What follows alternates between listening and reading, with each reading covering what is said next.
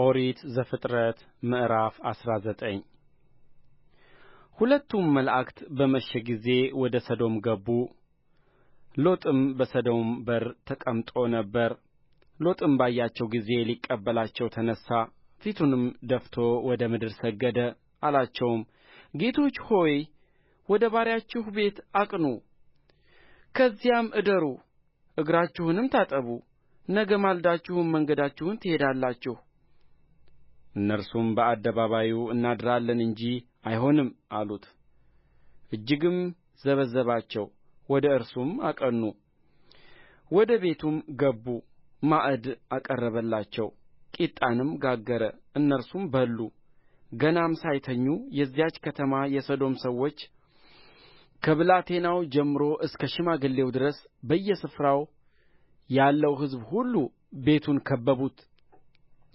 ሎጥንም ጠርተው እንዲህ አሉት፣ በዚህ ሌሊት ወደ ቤትህ የገቡት ሰዎች ወዴት ናቸው? እናውቃቸው ዘንድ ወደ እኛ አውጣቸው።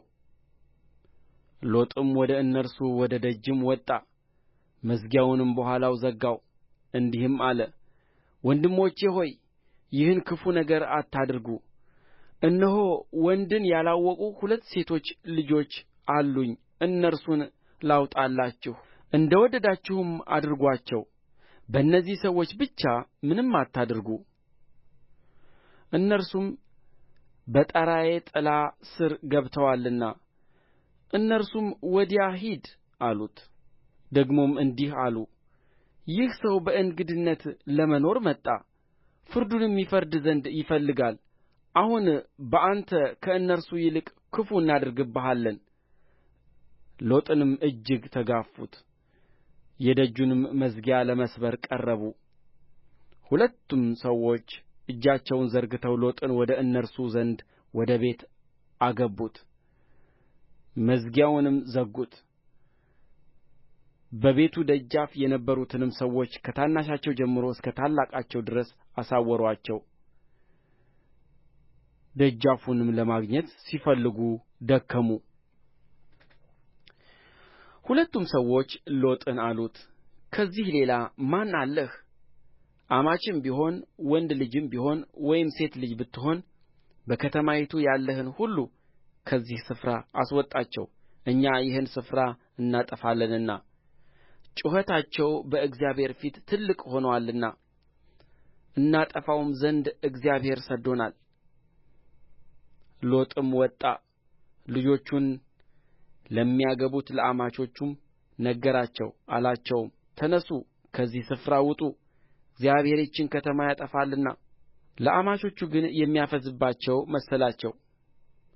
ጎህም በቀደደ ጊዜ መላእክት ሎጥን ተነሣ፣ ሚስትህንና ከዚህ ያሉትን ሁለቱን ሴቶች ልጆችህን ውሰድ፣ በከተማይቱ ኃጢአት እንዳትጠፋ እያሉ ያስቸኵሉት ነበር። እርሱም በዘገየ ጊዜ እግዚአብሔር ስላዘነለት እነዚያ ሰዎች የእርሱን እጅ የሚስቱንም እጅ የሁለቱን የሴቶች ልጆቹንም እጅ ይዘው አወጡትና በከተማይቱ ውጭ አስቀመጡት።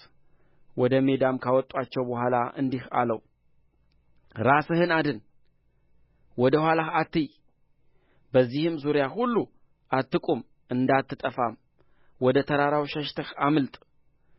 ሎጥም አላቸው፣ ጌቶቼ ሆይ እንዲህስ አይሁን፣ እነሆ ባሪያህ በፊትህ ሞገስ አግኝቶአል። ነፍሴን ለማዳን ያደረግህልኝ ምሕረትንም አብዝተሃል።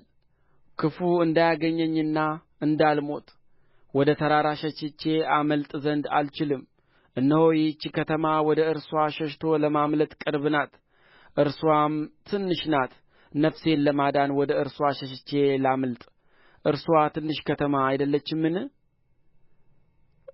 እርሱም አለው፣ የተናገርሃትን ከተማ እንዳላጠፋት እነሆ በዚህ ነገር የለመንኸኝን ተቀብያለሁ።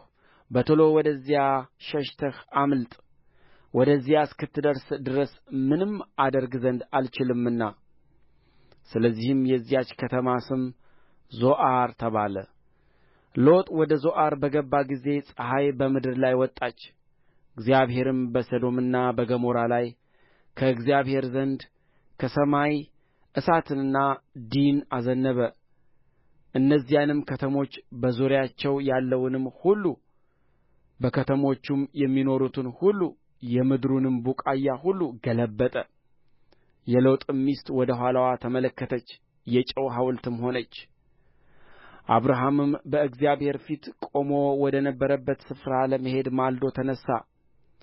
ወደ ሰዶምና ወደ ገሞራ በዚያች አገር ወዳለውም ምድር ሁሉ ተመለከተ። እነሆም የአገሪቱ ጢስ እንደ እቶን ጢስ ሲነሣ አየ። እግዚአብሔርም እነዚያን የአገር ከተሞች ባጠፋ ጊዜ አብርሃምን አሰበው።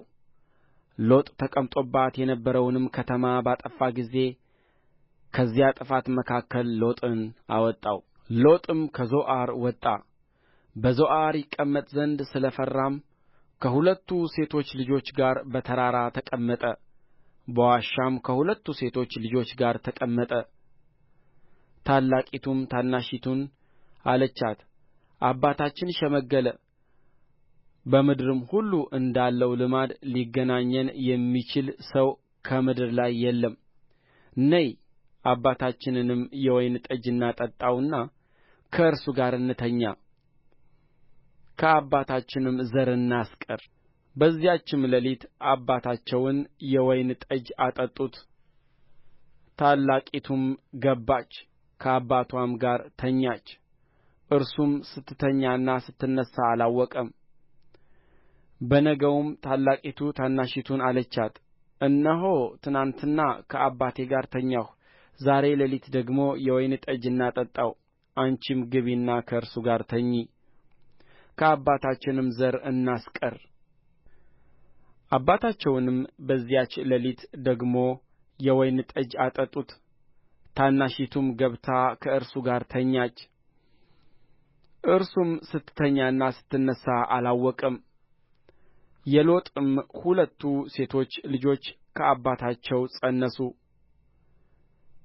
ታላቂቱም ወንድ ልጅ ወለደች፣ ስሙንም ሞዓብ ብላ ጠራችው።